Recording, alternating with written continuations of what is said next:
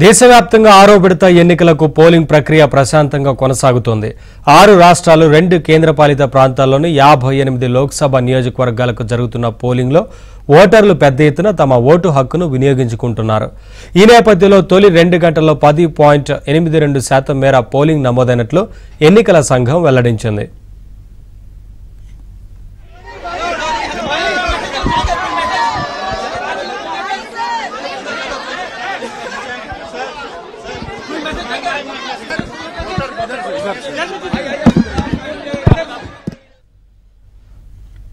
పశ్చిమ బెంగాల్లో అత్యధికంగా 16.64% మేర పోలింగ్ నమోదైంది. ఇక ఉత్తరప్రదేశ్లో 12.33%, బీహార్లో 9.66%, హర్యానాలో 8.31%, జమ్మూ కాశ్మీర్లో 8.89%, జార్ఖండ్లో 11.74%, ఢిల్లీలో 8.4%, మరొకవైపు ఒడిశాలో 7.43% మేర పోలింగ్ నమోదైనట్లు కేంద్ర ఎన్నికల సంఘం వెల్లడించింది.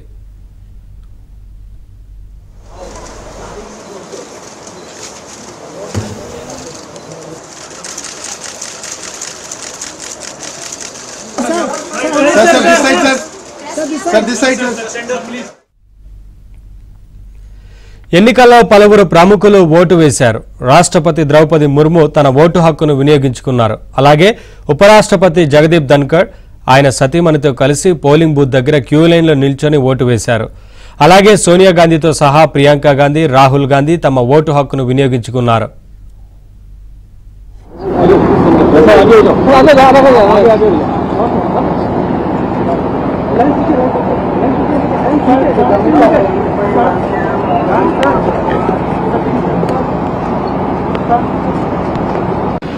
ताकत भी है।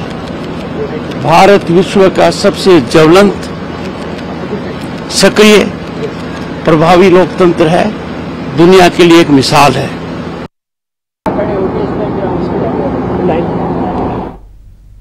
బెంగాల్లో పోలింగ్ జరుగుతున్న 8 స్థానాలు గిరిజనులకు పట్టున్న జంగల్ మహల్ ప్రాంతంలోనివే. వీటిలో గత ఎన్నికల్లో బీజేపీ 5, టీఎంసీ 3 చోట్ల గెలిచాయి.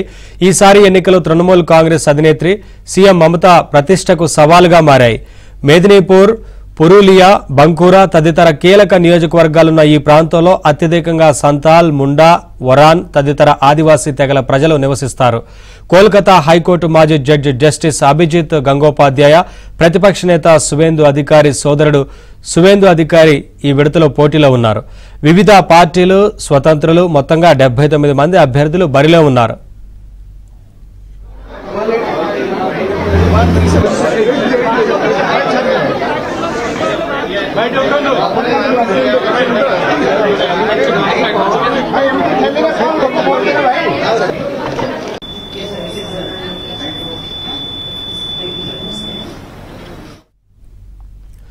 యూపీలోని సుల్తాన్పూరి నుంచి మనేకా గాంధీ, ఆజంగఢ్ నుంచి సమాజ్వాదీ పార్టీ చీఫ్ అఖిలేష్ యాదవ్ అన్న కుమారుడు అభ్యర్థి ధర్మేంద్ర యాదవ్ భవితవ్యం తేల్చుకోనున్నారు. లాల్ బహదూర్ శాస్త్రి, విపి సింగ్, మురళీ మనోహర్ జోషి వంటి ఉద్దండులు పోటీ చేసిన ప్రయాగ్రాజ్, తొలి ప్రధాని నెహ్రూ ప్రాతినిధ్యం వహించిన ఫూల్పూర్, శ్రావస్తి తదితర నియోజకవర్గాల్లో ఎన్నికలు జరుగుతున్నాయి.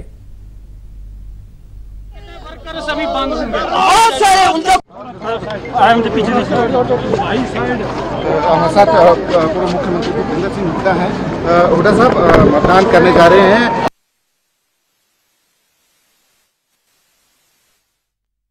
सबसे पहले तो मैं स्वतंत्रता संग्राम सेनानियों को और बाबा साहब भीमराव अंबेडकर को, जिन्होंने नेहरू गांधी की सरकार में कानून मंत्री के रूप में संविधान दिया जिससे हमें वोट देने का अधिकार मिला, तो उनको स्मरण करते हुए श्रद्धापूर्वक मुझे हार्दिक प्रसन्नता है कि आज़ाद भारत में मुझे वोट डालने का मौका मिला और मैंने अपना मतदान एक स्थिर, अस्थायी और जो सबको साथ लेकर चल सके, जो विकास और प्रगति की बात करे, बंटवारे की बात न करे, धर्म के आधार पर, जात के आधार पर ऐसी सरकार बनाने के लिए अपना योगदान देने का मौका मिला। और मैं जनता से, सभी लोगों से, वोटर से अपील करना चाहता हूं कि गर्मी बहुत है, फिर भी घर में ना बैठें, वोट जरूर डालें, अपने मत का अधिकार जरूर इस्तेमाल करें। बहुत भारी संख्या में लोग तानाशाही, महंगाई और बेरोजगारी के खिलाफ वोट डाल रहे हैं, क्योंकि लोग